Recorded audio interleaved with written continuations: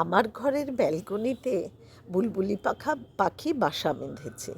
দুটো বুলবুলি আসে, দুজনে এসে বাসা বানালো, খুব সুন্দর বাসা দেখার মতন। তারপর দুটো ডিম পাড়লো।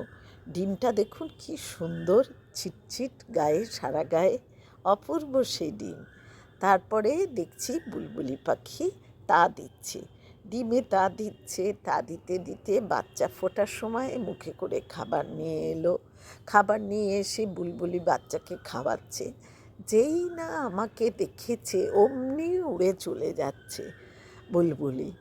তারপরে একদিন ভাবলাম দেখি তো বাচ্চাটাকে একবার। আমি একটু উপরে উঠে বাচ্চাটাকে দেখলাম বা ভারী সুন্দর, তো একটি বাচ্চা হয়েছে। খুব ভালো লাগলো বাচ্চাটাকে দেখে। একটু যেই নাড়িয়ে দিয়েছি অমনি তো সে তার বিশাল হা নিয়ে হা হা হা শুরু করলো, লাল টুকটুকে সেই হায়ের রং।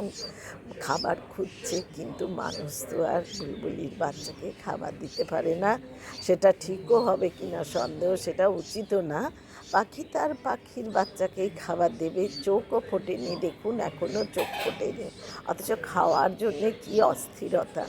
বাচ্চাদের সমস্ত প্রাণীর বাচ্চারাই শুধু খেতেই জানে।